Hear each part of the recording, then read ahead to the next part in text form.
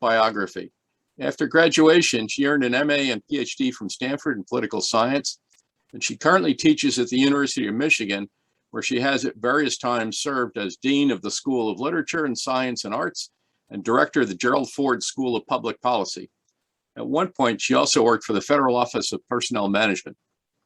Edie is a member of the National Academy of Public Administration and served as on the Academic Advisory Committee at Yeshiva University and is a life member of the MIT Corporation. And today she's going to talk about the project that we mentioned earlier called Turn Up, Turn Out, in which she organized college students at a number of university campuses to promote voting and political participation among college students. So Edie, take it away. Thank you, George. It's my pleasure to be here today, and I'm excited to connect with my classmates and share what I have been up to for the last few years and what I'm still very actively engaged in. Next slide. I want to tell you about my travels here. There's been a recent awakening about college student voting. The National Study of Learning, Voting, and Engagement, which we affectionately call NSOL, began in 2014 at Tufts University.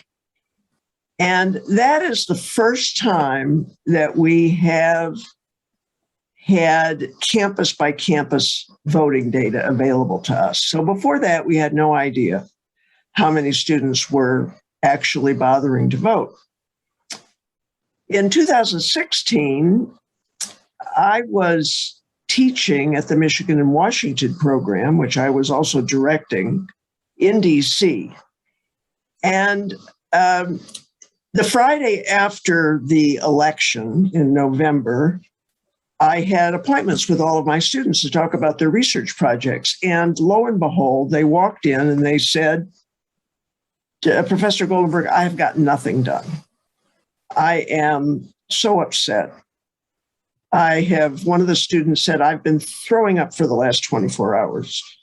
Another one said, I'm never voting again. Another one said, I can't finish my paper because it's irrelevant. And they were saying so many really unhelpful things. And I was, in my therapeutic mode, trying to ask them to calm down. And yes, they were going to finish their papers and we were going to talk about this, but not that day. Meanwhile, there were protests on our campus. And I got to thinking about the fact that here were these students marching on our campus, and I wondered whether they had bothered to vote. So I didn't become aware of the NSOL data until 2017, when I learned that there were campus reports on voting, and I was quite shocked. Now, that wasn't an accident that I hadn't heard of these reports, because in order to get this whole process started, Tufts decided that they had to work campus by campus and get the campuses to be willing to sign contracts to make available their data through the National Clearinghouse. And those data are very, very closely protected. And the National Clearinghouse was going to do this match with the voting records in all 50 states. So that's how they capture whether students voted anywhere. And in order to get them to sign these contracts, they basically promised that they would never make the reports available to anybody because they didn't want to embarrass any school. And so it was non-trivial to get hold of these reports, I can tell you. But anyway, we got the Michigan ones, and then I proceeded to try to get others as well. Thanks to the Mellon Foundation and the Carnegie Corporation, I then, after starting this Turn Up, Turn Out group at Michigan, I was funded to visit with people around the country, leaders, university leaders who were at the research institutions, the AAU. And so these are our peers, MIT being one of them.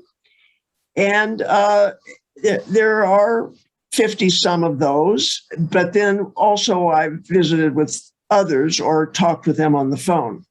And what I found was that university leaders were unaware uniformly of their own data because presidents weren't getting the data. The data typically, the report would be sent to someone buried in IT who oftentimes wouldn't share with anybody. So the university leaders were unaware of what was happening on their own campuses. The faculty were unaware. And the university leaders really had a legal obligation under the 98 amendments to the Higher Education Act on voter registration to make good faith efforts to help their students get registered to vote. But a lot of them were doing virtually nothing. So I went about this sleuthing to find the data for each campus before I went to the campus, and shared also a set of nonpartisan strategies with the leadership. And I think those strategies have made a difference in 2018. And so now we've started a new initiative, which I will touch upon at the end. So next slide, please. Today in our conversation, I want to talk about what we know about youth and college student voting, some special lessons from the 2020 election, and then very briefly, I'll introduce this new nonpartisan initiative, Dinners for Democracy, which we are just doing now, and bring you up to date on that. Next slide, please. So what do we know about youth and college student voting? Their voting rates are low. They have been low. They're especially low in non-presidential years, like 2018, 2022, and they're also low down ballot. When young people vote, they tend to vote at the top of the ticket. You know, they'll vote for president. They might vote for governor, senator. They might or might not vote for member of Congress. They have nothing much to do with elected positions below that on the ballot. And the fourth thing I would say is that working to engage students makes a difference. Next slide. So turnout generally goes up with age. So you would expect older people to vote at a higher rate than younger people. In 2020, 53% of 18 to 29-year-olds voted.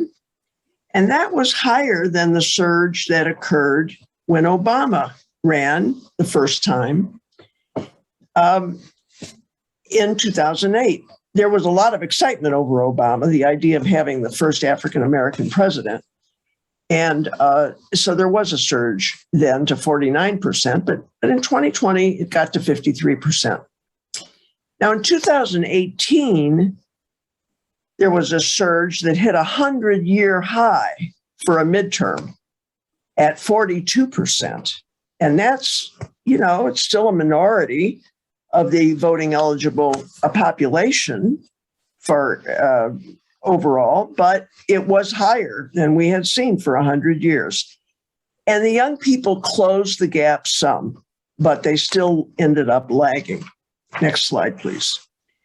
So in this slide, you see some data about voting by generation. Now, the generations are over here on the left, just so that you can put numbers.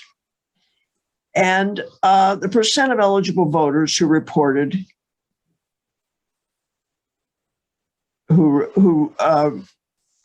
reported voting are shown across this graph.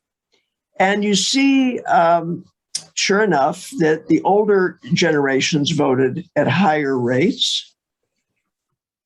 You see up until the very, very senior ones who for various reasons can't get to the polls or whatever. These are eligible voters, not registered voters, Joel.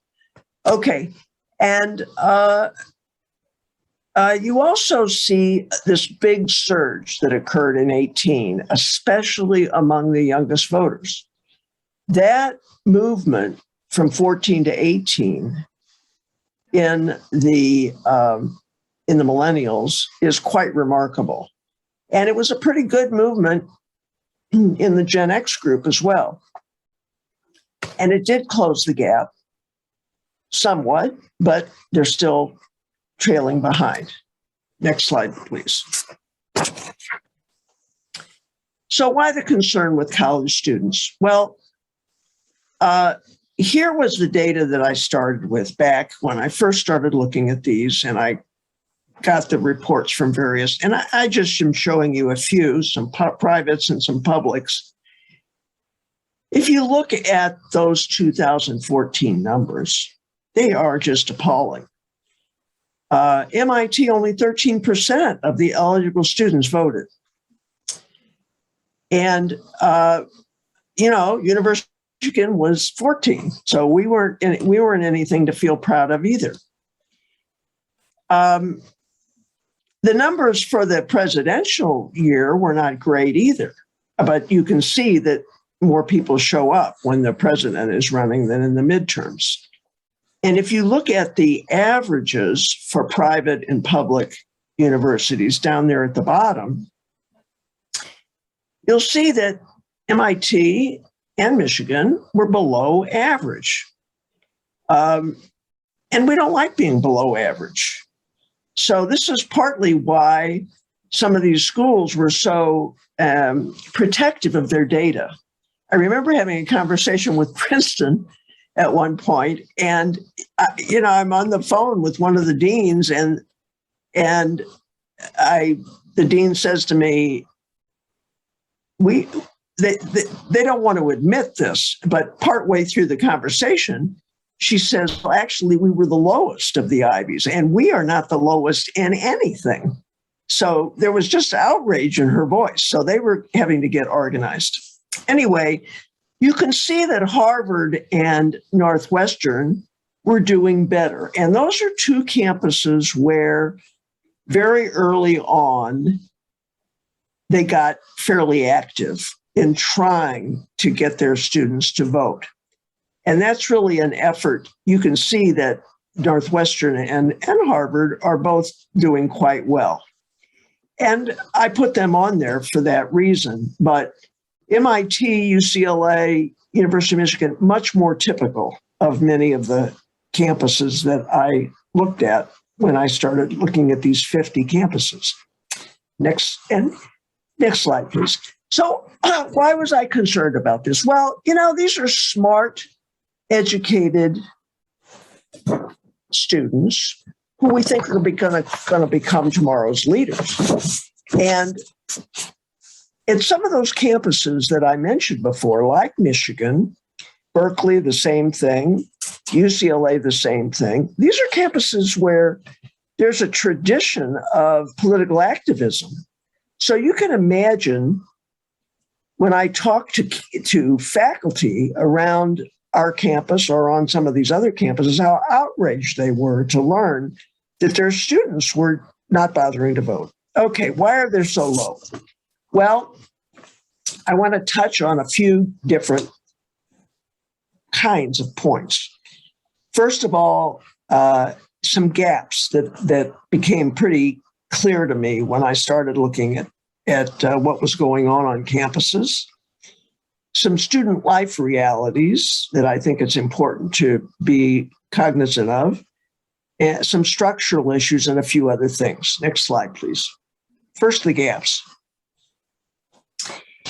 The first gap was between the academic side of the institution and the student services side of the institution. So a lot of the work that is done or was being done had to do with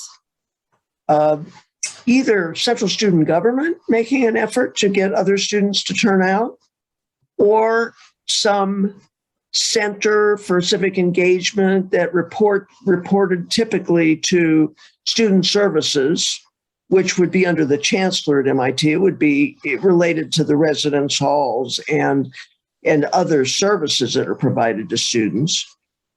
The academic side of the institution, completely uninvolved, unaware, uninvolved.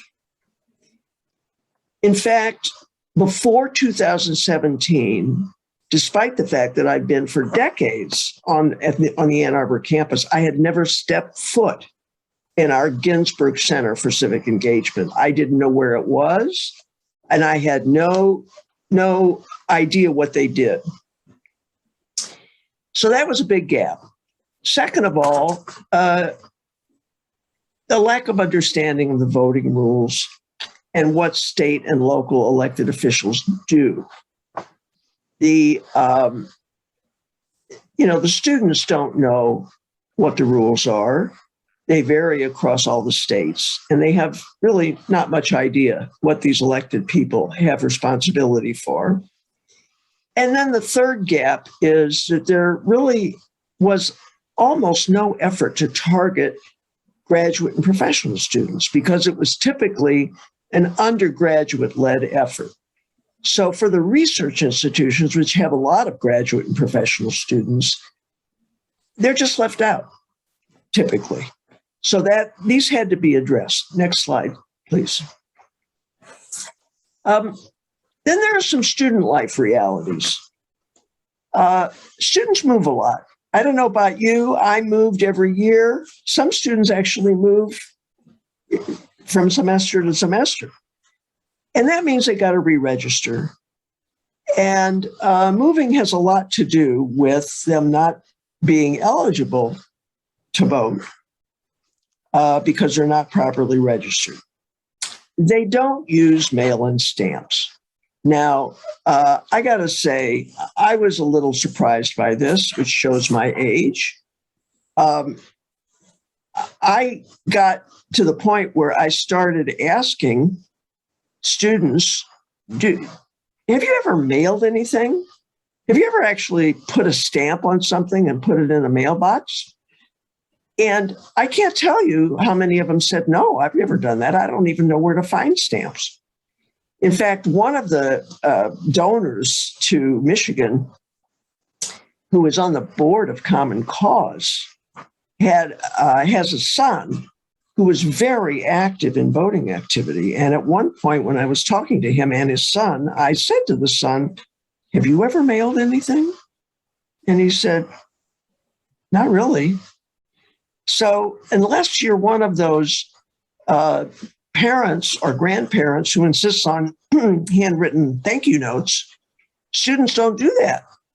They send emails, and they don't even do that a lot of times. They send texts, but they certainly don't bother with stamps and envelopes, and they don't know where the post office is and so forth and so on.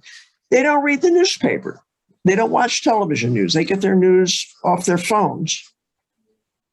They sleep late. The idea that the polls are open at 8 o'clock is irrelevant. We have learned that at Michigan. We don't even start our activities until noon for students. Now, there's some that get up early, but you don't see students lined up at the polls to vote at 8 o'clock in the morning. They're just revving up about the time that I'm falling asleep. And the fact that the polls close, when in the early evening is, that's fine. They're willing to go in the evenings, but they would be quite willing to go up until midnight if they were open then, and they're not. Their transportation is limited oftentimes, and the polls are not close, and they don't know where they are, and they don't know how to get there. And if they do know how to get there, it's going to cost them money. So that's a problem. they lack stable signatures. Now, this is a big problem. I don't know if you've looked at the signatures of our students. They did not study Palmer method. I can tell you that. And they don't write cursive, a lot of them. And so, in fact, there was a very funny story when I was talking to the local clerk in Ann Arbor. She said, she was talking to this young man.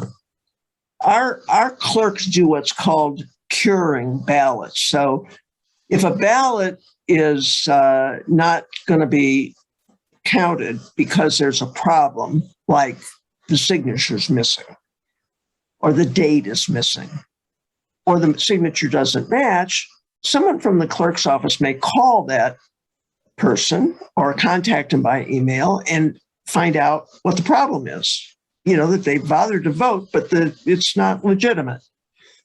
So she called this young man and she asked him about why the signatures were so different. And he said, well, for weeks, my father said to me, when you vote, you have to act like an adult and you need a proper signature. So I want you to practice your signature and I want you to sign in cursive. Don't be adult. Well, he signed in cursive on his ballot. And of course, when he got registered, he just scribbled the way he always did. So they didn't match. And the clerk laughed and she said, well, if you re-sign, we'll be able to count your vote. And of course, he went back and says, see there, Dad, I could have told you that. Anyway, their signatures, even when their squiggles are not constant, they just, scratch it in any way they seem to see fit at the time. Another thing, they work to deadlines. They're last minute. They're busy. So I don't know about you, but I was up all night before our exams at MIT, studying like mad, cramming for the next day's physics test or, calculus test or whatever. Students are used to doing things at the last minute. And they are not used to having to register 21 days ahead of time or they can't get registered to vote. So that's a problem, getting them to take action early enough so that they can, in fact, vote. And food, of course, is a big motivator. And we'll return to that in shortly. But next slide, please.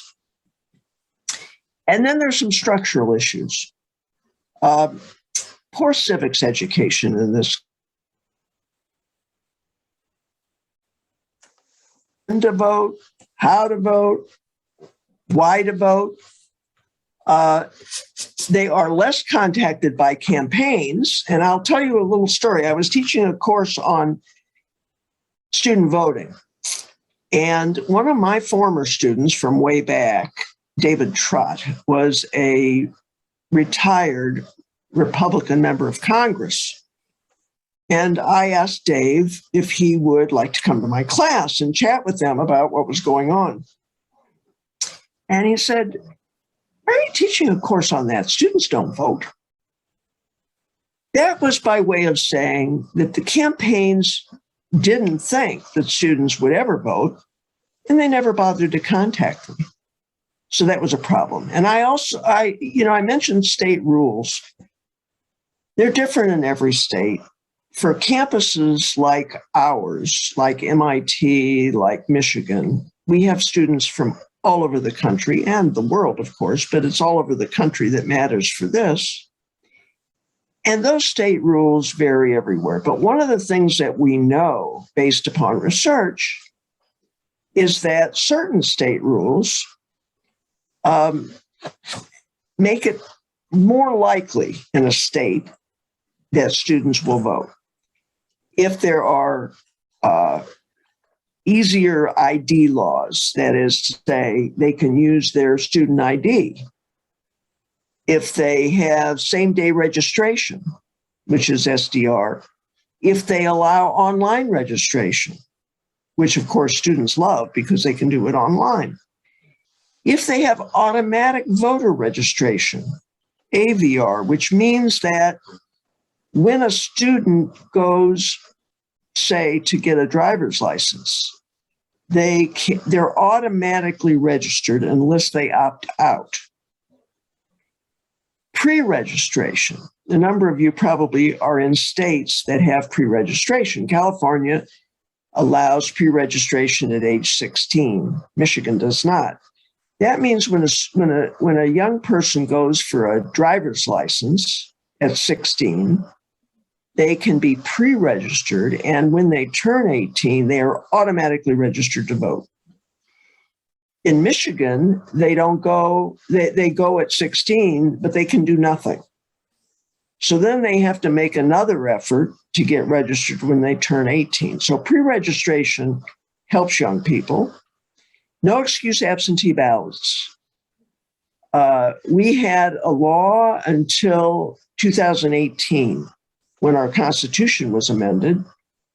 This said the only people that could vote absentee were those over 65 and people who were ill or out of the country or out of the area. And that's a problem for young people.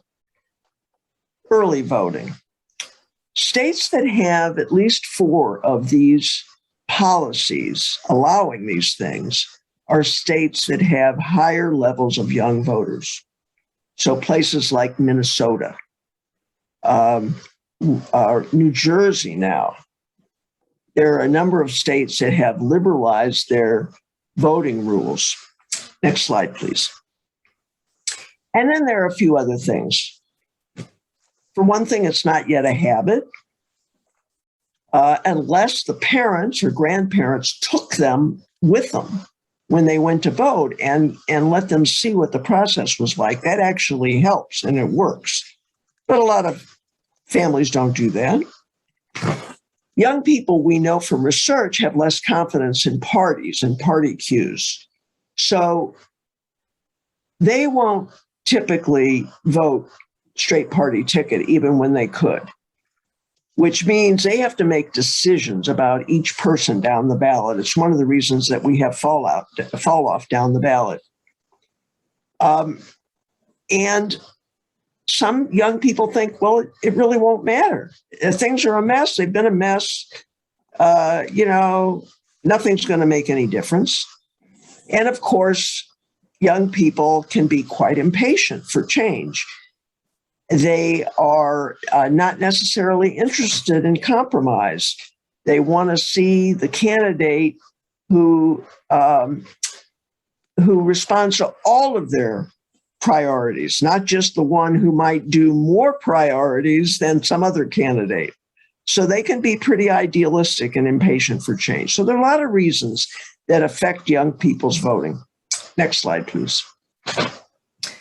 Well, what did we do? So our nonpartisan work, as I said, visited and talked with leaders at a lot of institutions around the country, sharing data, gaining endorsements from presidents or provosts, and that brought the whole campus into the effort. That meant that, we could go to the graduate students and not just the undergraduate students. That meant we could enlist the help of the deans in all the schools and colleges and shared best practices with these other campuses. We launched the Big Ten Voting Challenge, and now there are I think there are a dozen athletic conferences that have athletic challenges going on. This is a way to tap into the rivalries that can move students sometimes on campus to think, we might beat Ohio State. We didn't, by the way, but, then there's a feeling. I mean, in Rutgers said, we're never going to win at football. We're never going to win at basketball, but by golly, we can win at this. So we're going to really make an effort to win the Big Ten Voting Challenge. And to win it, you had to either have the highest turnout rate or the most improved turnout rate from one election to the next. Enlisted support from the deans and the faculty. That's important. You can't do things that change a campus effectively without the academic side being involved. Raised money for student interns, for food, for stamps, for supplies. The research shows that peer-to-peer efforts can be especially effective, more than faculty telling students what they should do. This is something that their peers can encourage them to do. And we registered and educated and prompted students to turn out to vote. So it's a student-led but administratively enabled effort that's needed on these campuses. Next slide, please. So how did we do? Well, just to take a look at those 5, I will tell you that the 2018 turnout was higher across the board, typically double on average.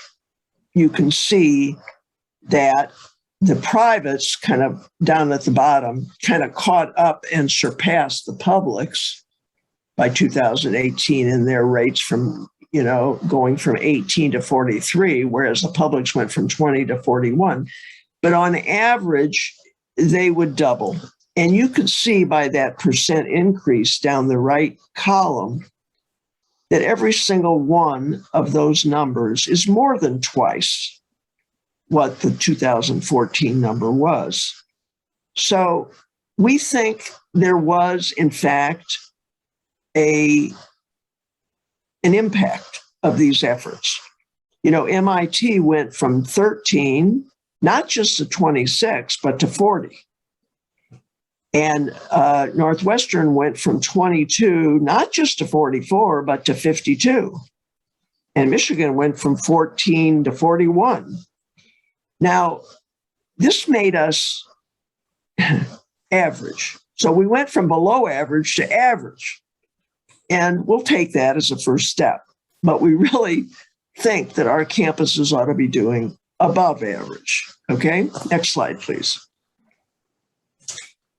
So in sum, students still vote less frequently than older groups. Our actions to change this appear to have helped. The work needs to continue, and a number of newly passed changes in state voting rules may make it harder for students to vote. Next slide, please. Okay, so the second thing I want to talk about today are some lessons from the 2020 election. And then we'll turn to a very brief discussion about Dinners for Democracy. Next slide, please. So the 2020 elections were really quite remarkable. I want to talk a little bit about the primaries and the pandemic onset, the general election turnout, and who turned out. Next slide, please. So the primaries. Timing was everything. The early caucuses and primaries, Iowa, New Hampshire, Nevada, South Carolina, were in February. That was before most people really knew much about this virus. Super Tuesday came along, and people were becoming aware of the virus. And there were a huge number of primaries that day. In Michigan, ours was on March 10th. And I can tell you that I worked that day at the clerk's office in City Hall. And I knew there was a pandemic coming, and I took hand sanitizer and things along. Nobody was masked. Nobody was social distancing. And the lines were out the door, down the stairs, and around the block. They didn't start, by the way, until afternoon, but they went until about 9 o'clock at night. Anybody who was in line by the time the polls closed got to vote. It was cold, it was wet, it was really quite a disgusting evening. But I can tell you that after helping move that line along, which was checking people's ID and helping them fill out their registration, if we had passed same-day registration, so they could register and vote that day, helping them fill out their pre-registration online, and then so that they could just walk up, show their ID, and they'd be registered instead of having to slow down the line. I went home and I self-isolated for 2 weeks because I was really concerned about whether COVID had struck. We didn't know then just how ugly COVID was. And so I'm glad I didn't get it. And then Wisconsin came in April. Now, I don't know whether you remember Wisconsin, but oh my gosh. So Wisconsin's primary was scheduled for April 7th. And weeks before, Wisconsin had 2,500 COVID cases in the state. The governor said, we're going to postpone the primary. The legislature said, no, we're not.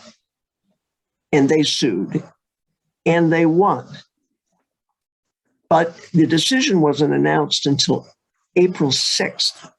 So there was uncertainty literally up until the day before the primary about whether there would be a primary the next day. The poll workers, they were short 7,000 poll workers in Wisconsin. The average age of poll workers before these primaries was over 60 years old. And not surprisingly, by then, people who were older knew that they didn't want to be poll workers in the middle of a pandemic. So they said, no, we're not available. There were vast needs for additional poll workers, younger poll workers who were willing to serve. More than 20,000 voting sites were closed in Wisconsin. Milwaukee alone went from 180 down to 5. So people were having to find out where to vote. If they'd voted before, now they had to go somewhere else. And they had to travel to get there because, when you got 5 in a big city, they're not going to be down the block. The governor mobilized the National Guard, 2,400 of them, to help with the elections. It was a mess. It was a national mess. Next slide, please. And when you look at what happened in 2020, it was a miracle. I mean, the election administrators went to work. They had saw what had happened, and they said, this will not do. Now, I just want to mention and make a plug for Charles Stewart, who is a professor at MIT. Charles, former chair of political science. Charles knows more about election administration and election workers than I think anyone else that I know. He became the director of the Caltech MIT Voting Technology Project back in 2001, which really got him started in this domain in a big way. He then added on directing the MIT Election Data and Science Lab, which still runs at MIT and is a source of great expertise on this in this area. And he co-directed the Stanford MIT Healthy Elections Project in 2020, which was an effort put together in a hurry to try to help understand whether the elections could be held in a healthy manner in 2020, given the pandemic. The turnout rate in 2020 was the highest in well over 100 years. Nearly more than 20 million people additional voted over the numbers that had voted in 2016.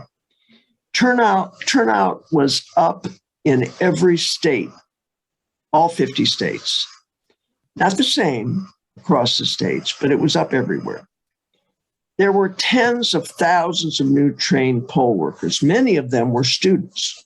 We did a massive recruitment and sent students to Detroit and Ann Arbor and all around the state who were willing to work the polls. We had PPE, we had protective equipment available at the voting sites. There were shields, there were masks for everybody, there was hand sanitizer. You know, people were really being careful. They were social distancing. And there were record absentee ballots cast. You can see they went from 21% of the ballots cast in 2016 to 46% in 2020. Now, there was concern about whether they could be handled because that was a huge increase. You know, would the clerks be able to handle them? There are laws in some states that they cannot be opened, including Michigan. They cannot be opened until Election Day, which means that they have to be opened and they have to be checked and they have to be counted. And there were delays in reporting, no surprise. Now, there were people who knew there were going to be delays, and they asked for the deadlines to be moved forward because they knew there was going to be a big surge in absentee ballots under the pandemic. But the legislature wasn't willing to do that. The most remarkable thing that happened was that even with all these absentee ballots, there were relatively few rejects, many fewer than in the primary. So there were concerns that people didn't know how to vote. There were all these people who were going to have to vote absentee. They'd never done it before. In Michigan, they weren't legally permitted to do it before unless they fit the certain criteria, and they wouldn't know how, and they wouldn't do it. And well, they did it, and they did it carefully. And there were very few rejections of their absentee ballots. Actually, those states that made absentee ballots or that mailed them ahead of time or that mailed a request form so that people would receive it and could return it and request an absentee ballot to be delivered to them, had much higher turnout than those that didn't.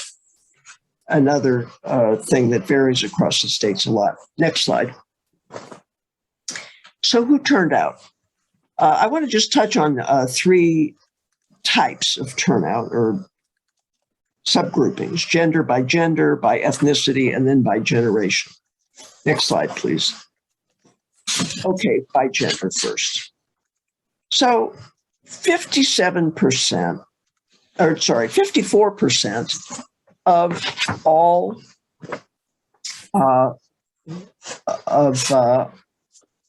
voters were women. 53% of white voters, 59% of Black. You go straight across. It doesn't matter which demographic of those that are measured. Women vote more than men. That's true of on campuses as well. Next slide, please. When you look at their choice, this is the percent vote for Democrats. 57% of women voted for Biden, as compared to 47% of men. This is what's called a gender gap. And that's quite a substantial gender gap, 10 points. You will see that that same gender gap, not the same size, exists across every one of those categories. 48%, a minority of white women voted for Biden, but that was a lot more than the 39% of men who voted for Biden of the white women, of the white men. Look at the numbers for Blacks. They voted for Biden very heavily. We know that. But even there, the women, 93% of them voted for Biden as compared with 86% of the men, and so forth and so on. Next slide, please. Now, I just want to give you the turnout rates among voting age citizens by race and ethnicity, because there's a story here to be told. You can see that 2/3 of the voting eligible people voted in 2020. You can see that it's higher for whites and it's lower for all of those other groups. It's quite low, 50% for Latinx population. Next slide, please. But when you look at the gain in turnout between 2016 and 2020, you'll see that the gain for white non-college voters, 11%, white college, 13%, Black voters, 14%, Latino voters, 31%, and Asian American Pacific Islanders, 39%. And then there's another category, which usually includes biracial, people who don't identify with any of the other groups, Native Americans, and so forth. These biggest increases in the Asian American Pacific Islander group and in the Latino group and in the other group are really impressive, and they are an indication about what difference mobilization makes. There were active mobilizing efforts in those communities, especially the Asian American and Latino communities across the country. And there were major efforts in the Black community, and you'll see that they made a difference big time in just a moment. Next slide, please. This shows the vote margins among Black voters in some battleground states. Now, this is a little, this has a lot of columns, but let me just say, first of all, the first column is the total margin of victory.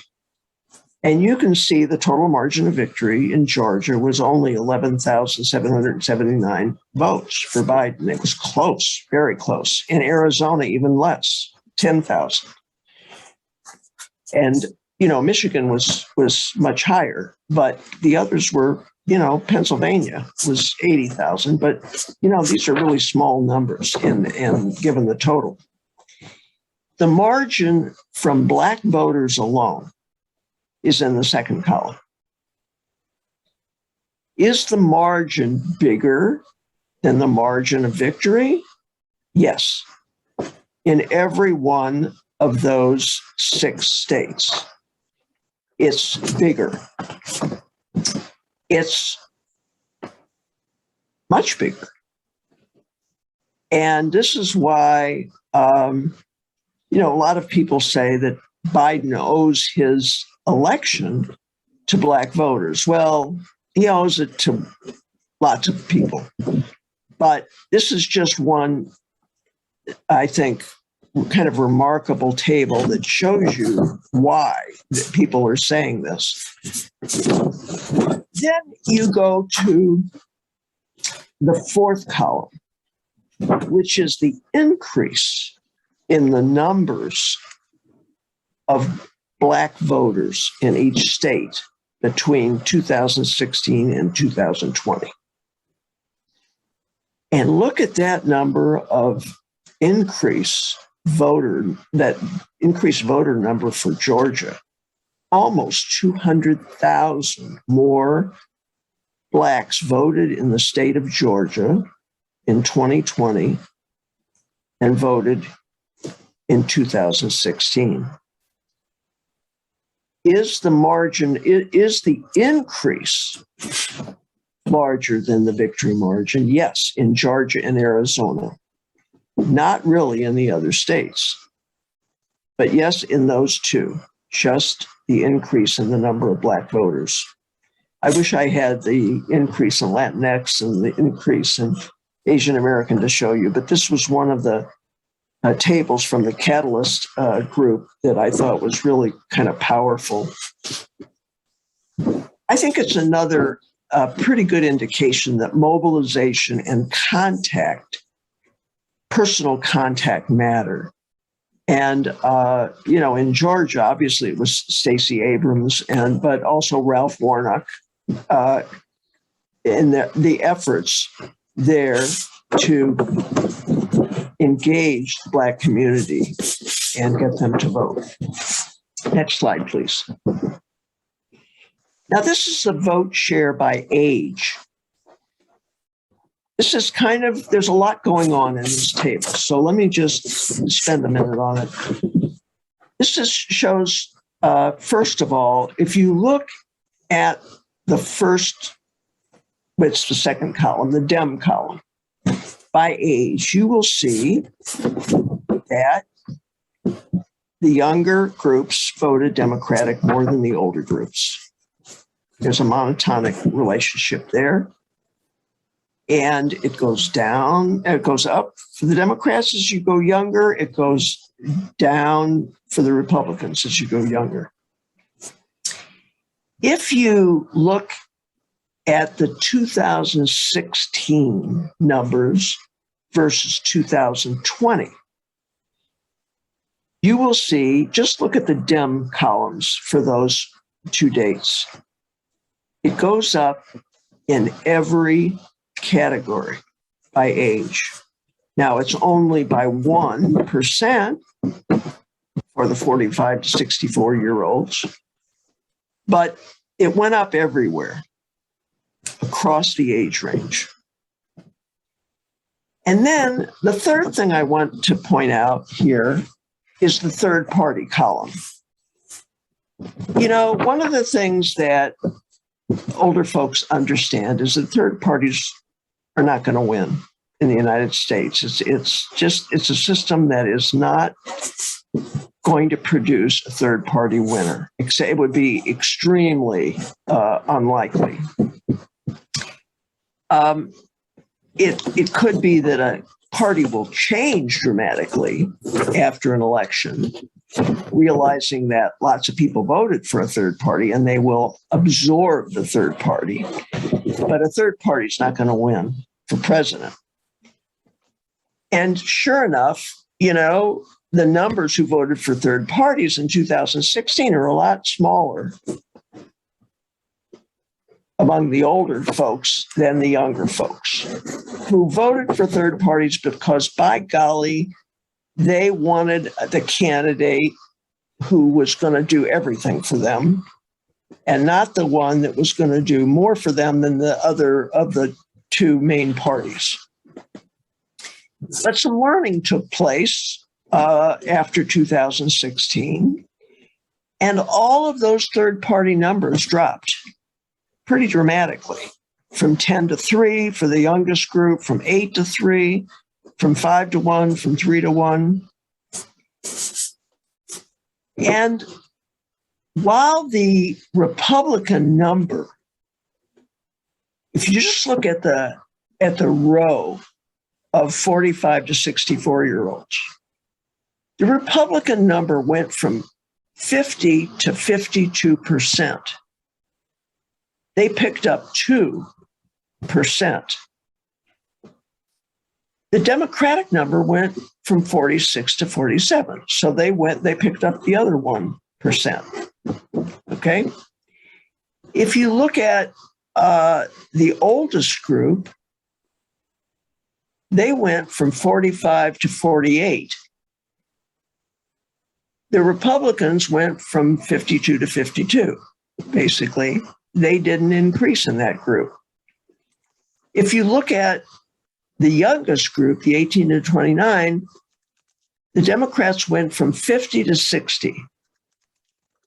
The Republicans went up also So you had a bit over a third of the youngest group voted Republican in 2016, and more than that voted Republican in 2020, but not as much more as the Democrats captured of that group, much of which came out of those third-party choices from 2016.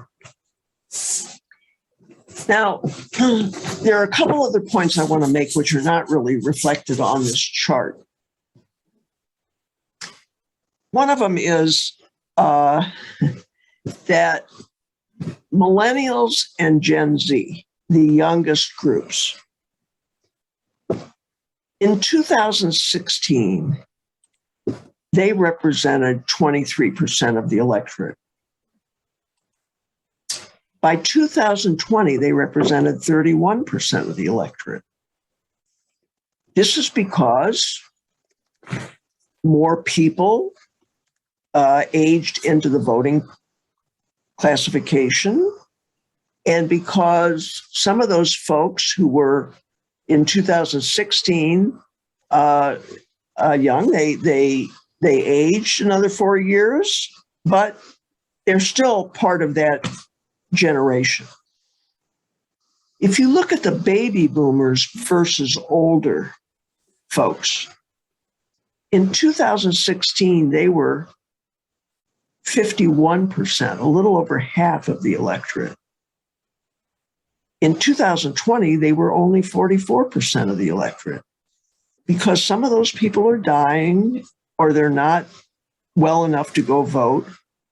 And so there are these shifts going on in these generations over time. The second point, the changing demographics varied by state. So if you look at first-time voters who are they're newly mobilized voters, but they're also people who have just aged into 18, so they're old enough to vote. The national average of first-time voters was 14% in 2020. But in some really close states like Nevada, 21%, in Arizona, 19%. So they had more young people becoming 18 and together with some more mobilization. The third point I would make is that the turnover in a state's presidential voters can be really substantial. Now, these are people who voted in 2020 in a state, but didn't vote in that state in 2016. And that is affected not just by new voters and new mobilized voters, but also by relocation. There's a lot of relocation going on. And where's that going on? It's going on in the South and the Southwest. It's not going on in places in the Midwest. I can tell you, we lost a seat. So the national average of turnover in states' presidential voters, 29%. In Nevada, 38%. In Arizona, 36%. In Georgia, 32%. Because people are moving into those states from other places, which makes it, frankly, kind of difficult to know what the voting age population is going to look like and how they're going to behave. So it's complicated. Next slide, please. Okay. So I mainly showed you the 2020, some of the 2020 data, and we don't have, unfortunately, we don't have the campus 2020 data yet. I thought we would, but we just don't. Tufts hasn't gotten their act together yet. So I can't show you the campus results, but what I can say is that there were lessons out of 2020 about the impact of mobilization and the differential gender dynamics in elections and ethnic dynamics in election, and those play out on campus as well as in the population as a whole. I just want to mention briefly a new nonpartisan initiative we call Dinners for Democracy. Next slide, please. So here we are now. Our next election is a midterm. So it's a time when young people tend not to vote very much. And yes, we went up and we got all the way up to, in the 40% range at the last midterm. And maybe that will continue. And maybe it'll grow. We don't know. But we know that it's a big task to get young people to be turning out in these midterms and to vote down the ballot. We know that these college students are passionate about their issues. Now, their issues are not necessarily our issues. And we use polls and student interest on campuses to determine what their issues are. I can tell you they're not especially concerned about Social Security. But they are really concerned about racial justice. And they are concerned about student loans, and they are concerned about climate change. So there are issues that they are really very concerned about. We know that they don't connect the dots between this passion they have for their issue and voting for state and local elections because they don't know what these people do. They know what the president, they think the president can do it all.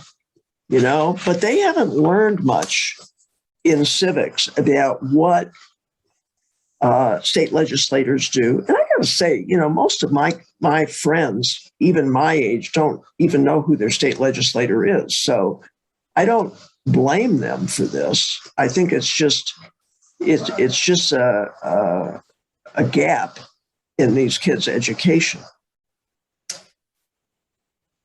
We know that peer-to-peer contact can be especially effective, especially if it's nonpartisan and trusted.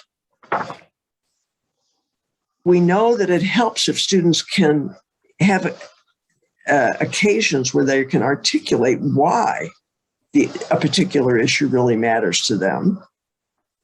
And we know that they like to eat. So it's not just our class that likes to eat. They love to eat. And so we got to have food when we address students. So that's why these are called Dinners for Democracy. They're not called democracy dinners because our students think you got to get the dinner up first. Next slide, please. So here are the mechanics. The students do the heavy lifting here, and they learn a lot. This is a really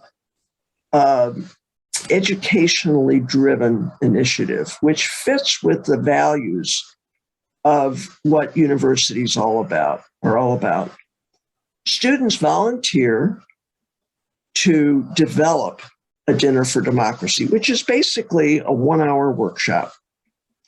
And if it's online, which ours are now, because our students don't want to go in person yet, even though our classes are in person, we offer them a gift card at the end, either to a restaurant and that's popular with students, or to a local Target where they can buy groceries. So that's the food part. Our students develop slides around a particular issue, and they also develop a toolkit to go with the slides, which involve readings and videos and other things, which basically are resources for those participants who want to dig in a little deeper, because, in an hour, there's only so much you can do. Everyone has some discussion, breakout rooms, and then the gift certificates. The breakout rooms are facilitated by students. The presentations are given by students. And the gift cards are managed by students. The in those breakout rooms, there's a chance for small groups of students, like 4 or 5 or 6, to talk about why that issue matters to them and what they think is important. There's an effort to evaluate these. Now, we don't know if they're going to work. We think they're going to work. They're based on lots of research, but we don't know until we evaluate them. And we're going to be looking at the impact on knowledge, on retention of the knowledge over time, on turnout in 2022, and on down ballot voting. So we won't have the results about whether these actually work and to what extent they work until 2023, frankly, when we get all the state audited returns and we can look at them. We've developed 6 topics so far. Racial justice, which focuses on the death penalty in this case. We'll probably do another one. Student loans and the cost of higher ed. Elected judges. Who are they? What do they do? Where do you get information about them? Because they're nominated in Michigan by parties, but they run on a nonpartisan ballot. Redistricting, that's a very hot topic right now. Renewable energy, that was added at the special request of the College of Engineering. And voting access. Now we're working on 4 more topics. Criminal justice, which will focus a lot more on things like cash bail and the action of prosecutors and, other kinds of level issues. Environmental justice,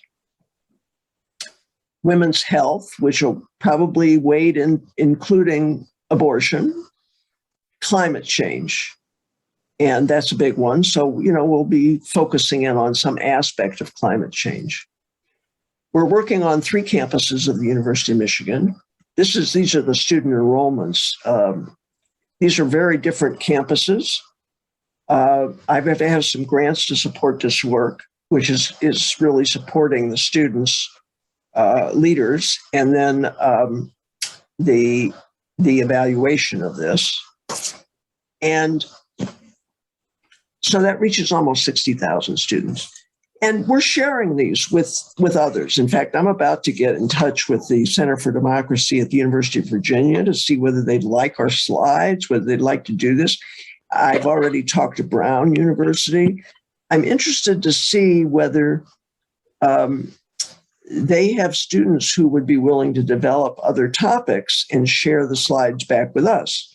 So that's a way, because this takes a lot of time and effort on the part of the students to do this work. We have a whole 1-pager with all the steps that it takes to develop a dinner for democracy. And it involves doing their research, sharing it with our student group, getting faculty oversight of the slides and the toolkit, then having a dry run, whether they actually practice giving the whole thing, all of that before they venture out and give their first dinner for democracy. So this is something, which we are excited about. We have now advertised a bunch of these, and every one of them is full. They're open to any undergraduate or graduate who wants to attend, but we limit them to somewhere between 30 and 40 students so that we can have breakout groups of a reasonable size. And just this morning, I got a message from a student who said, I really want to go to the one on renewable energy and it's full and there's no waiting list. And could I get on the waiting list? I mean, that's kind of amazing because they're at 5:30 or 6:30 at night. We're giving them a gift card, which is, a nice thing. And some of them may be really hungry and coming for this, but they got to give up an hour of their evening to do this. And by and large, the students are really concerned about these issues. So, to be continued. Next slide. I thought one of the things, I know there have been a bunch of questions in the chat, and I want to turn to answer those that I can. Some of those maybe I can't. But I also thought it might be fun to ask you all to think about what you can do to help. I have some ideas about this, but I think I would learn from you about things that you can do to help move this agenda forward, because I really think that it's important in our democracy that people participate. And it bothers me as a political scientist. I don't care really how they vote. I just want them to vote. I want them to be active, engaged leaders in our community. I think it builds a healthier democracy. And so I kind of took it personally when I saw these numbers. I felt like political science as a field had been failing a bit in their calling. It's not just for political science to do this, of course, but it hit me kind of personally. And I am feeling very passionate about this, and I want these young people to develop democratic values and not feel like the only way they can express themselves is to get out and protest. I think protest is fine. I did some of that when I was a student. I get it. But, they should also be expressing their voice through the regular democratic process. So let me just shift over to George and see what's in the chat. We got a lot of questions in here. Let's see, let me go back to the top of the list here, one sec. You had a slide in there on the percentage of women in the voter group. Do women register to vote more often than men? I could tell you on campus they do. I don't recall seeing the gender numbers for the population as a whole. I wouldn't be surprised if they did. Well, on campus, I think women outnumber men. No, I know that, but I'm talking about percentages, not numbers. Yep. Okay. Yeah. Okay. The next question here, if you could give a comment or two about the impact of some of the more restrictive voting rules and what that likely will be the impact on student voting. Yeah, let me, I kind of jumped over that. So there are a lot of rules being suggested that are pretty problematic. One of them has to do with IDs and what constitutes an ID. So some student IDs don't have pictures, and ours does, and our clerk will accept a student ID. Now, for students, one of the issues is they might have a driver's license, and if they do, it's often from another state. And when they go to vote, it won't have their local address. Now, students by federal law can vote at home, or they can vote at their campus address. And a lot of them will choose strategically. They're not dummies. If they come from Washington, D.C., they want to vote in Michigan. They don't want to vote in Washington, D.C. because Washington, D.C., doesn't have any electors to add to the pot. And when they vote for lower level offices, it's a pretty democratic place. So a lot of our California students especially wanted to vote in Michigan because they saw Michigan as a much tighter race in 2020. When they go to vote, they need an ID which shows their voting address. And if it doesn't, they can be challenged at the site, and that can get kind of ugly. And there are people who are posted there to watch and to challenge them. And we also have a lot of law students who volunteer to go to the polls and defend students' right to vote in Ann Arbor, even if they come from out of state. Mm-hmm. So IDs are a big thing. Signature matching is a big thing. And some states are moving to make it illegal to cure ballots. That is, they will make it illegal for a clerk to do what our clerk did, which is to call the student and say, why is it that your signature is so different? We can't allow this ballot to count under these circumstances. Or what's even, more benign is somebody who just forgets to put the date on, or, you'd be amazed at how many of them forget to sign. And that's why they have those big messages on the outside envelopes often. Remember to sign here. But people, they're in a hurry and they forget. So no curing. That's a problem. No stamped return envelopes. Some are making it illegal to mail out absentee ballot request forms and to mail out with absentee ballots a stamped return envelope, which a lot of states went to do during the pandemic. That's a problem. Now we provide stamps, but that's an issue. Restricting drop boxes. If you don't have a car and you don't have a drop box on campus and you don't have a voting site on campus, you got to get there. And that can be, it's not just a matter of the cost or the inconvenience of getting there, but maybe they have a break in their classes and they don't have time to get there and get back. And I've talked to students about this. So these drop boxes were really helpful for students when they were located on campus, and we had a couple of them on our campus. Restricting food and water. There is a tradition of nonpartisan groups handing out bottles of water at the polls. People are standing in line. That can be a hassle. Then there are states that actually require notaries to sign, or witnesses, for absentee ballots.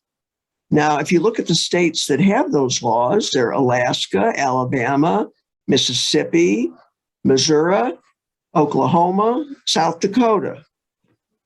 That is a hassle for students. They have no idea where to get something notarized. So there are lots of little things that can be done through these various bills that can make it, you're reading in the newspaper about the impact on Black communities and this and that, people who are working, who can't get away and so forth. But there's real impact there on young people too. Let me take a different question here. Given the tendency of college-age students to vote Democratic, are your efforts seen by the Republicans as being partisan? Well, they may be, but I have Republican faculty who are members of TUD, and our vice president for government relations is a Republican, and she has been helping with the Dinners for Democracy. We welcome any student. I do not know how my students who participate in TUD, I don't know how they vote. I know for a fact that at least two of them who've told me are Republicans. So, but I don't know. And so we try really hard. And in fact, what's interesting to me is that the students, we have really focused so heavily on nonpartisanship that the student leaders are incredible gatekeepers. When we develop the toolkits for these dinners, if they don't include reports from the Heritage Foundation and Cato and the American Enterprise Institute, the students will point it out. If there are only reports from Brookings or somewhere like that, or Center for American Progress. So they are really making big efforts to make sure that those toolkits are either nonpartisan or bipartisan, multipartisan, in terms of perspectives So we're working right now, for example, on renewables and on climate change. We're definitely reaching out to the business school to help us build in the costs that this will mean for businesses and for governments to do this, because that's part of what's at issue here. And so, this is just a period when everything seems partisan. I just personally refuse to accept the fact that voting is partisan, that encouraging people to vote is partisan, regardless of their age. I think these kids need to vote. And so I just don't, I don't value that. But we have to be very, very careful, especially when we're doing this work in a place like Michigan. Another question here. Someone asked, of the tools that you're building for your Dinners for Democracy, can those be applied also to increase turnout in the general population? They probably could be. And if they work, we're very happy to share them with anybody. Okay. Another question on here is someone has requested a copy of the slides as well as the recording, and also whether or not they can share them. It's fine with me. Okay. We're into a big sharing mode. We cooperate with anybody who wants to cooperate. What is your email address so the person can request directly? It's EDIEG at umich.edu.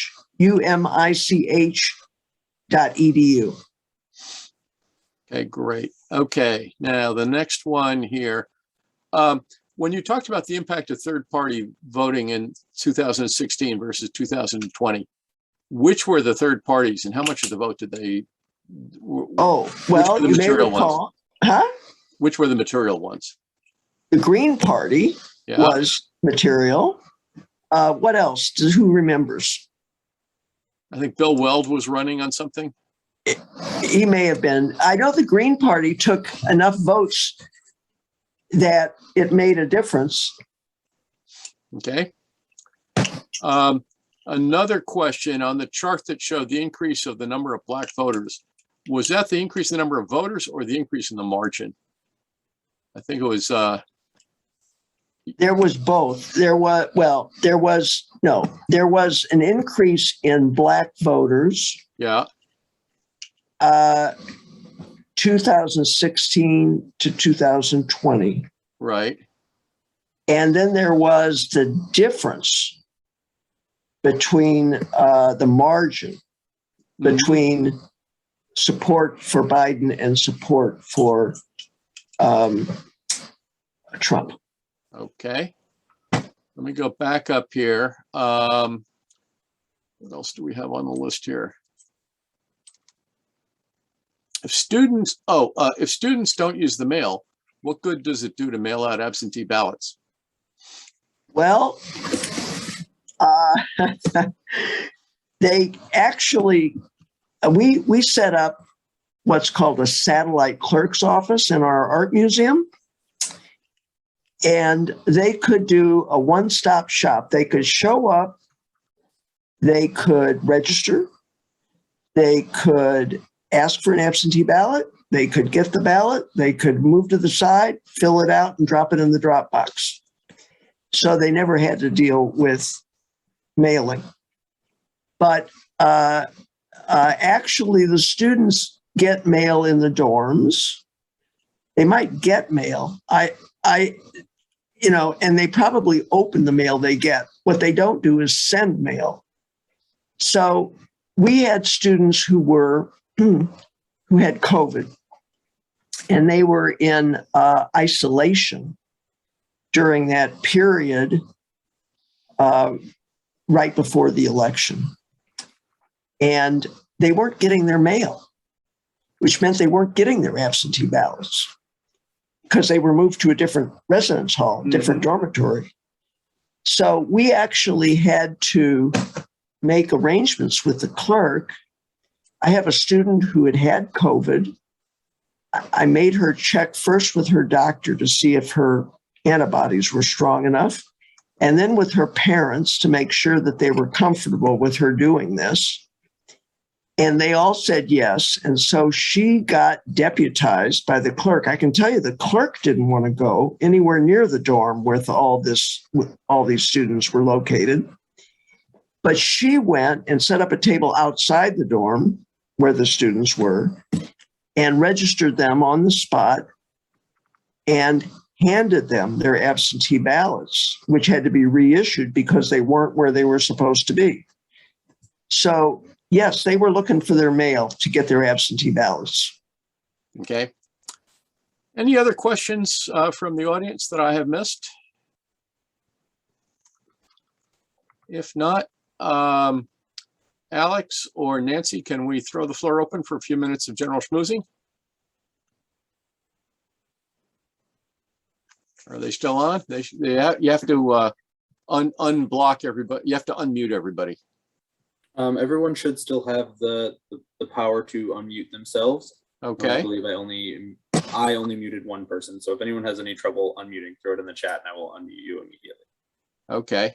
So everyone unmute yourselves. And I want to thank Edie for a very informative talk. Very interesting effort, and I hope it bears fruit.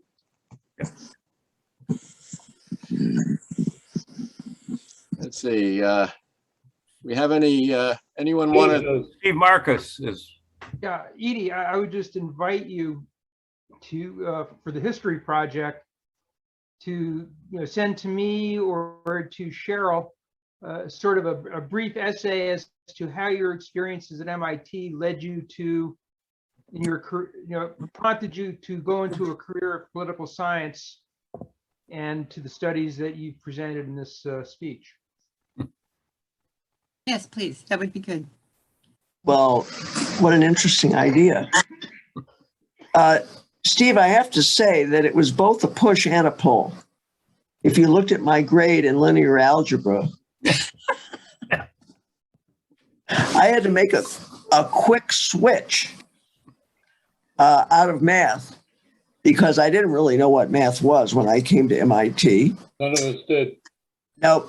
And I was taking the accelerated linear algebra course, which was crazy. And I was in deep trouble. So, but it also happened to be, talk about just luck. I was in the very first class of political science. It wasn't a department before then. It was part of economics. There were all these social scientists and they were all wandering around in economics. And I'd taken some economics, but then they had this experimental course that was offered by what are called the Mayflower generation by the political scientists, Ithiel de Sola Poole,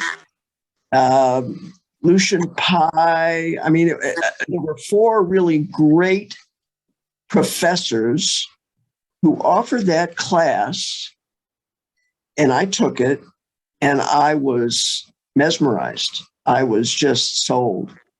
That was kind of get the field going as a separate field. It actually, they took all the non-economists and bunched them into political science. So it was a highly interdisciplinary undergraduate degree.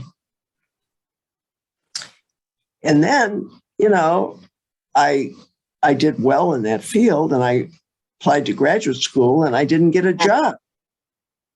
So I got into graduate schools, I got fellowships, but I didn't get a job. So what was I going to do? So I headed out to the West Coast and I did my doctorate. So it wasn't exactly, but if that's the kind of story you'd like, I can tell it. I think it's an interesting story. There are others who talked about professors that particularly influenced them, so you could certainly bring that in. Yes, Cheryl, there were great professors. History Yeah, I had courses of if you the look so political cool. science department at MIT, in which you were there on the ground, and is sort of the springboard into your career in political science. I mean, having somebody like Ithiel de Solapool as my advisor was amazing. And a lot of schools, you don't get senior faculty like that to teach an introductory course. That's right. I think that's the model that I love. And I tried to push in the social science departments here at Michigan as well, where we do that here in political science. Our senior faculty are the ones that teach the introductory courses because they have the longest and sort of broadest sense of the field, rather than sticking the introductory courses on the young people who are very current and well equipped to teach graduate courses, but haven't ever taught, say, American government or comparative politics or something broad like that. So MIT followed that model, and it was powerful. The Solapool had a freshman seminar on the developing nations, and it was really, really good. I really enjoyed it. Yes. It's a great department still, political science at MIT. They're really, they've got a great faculty, and the students are terrific.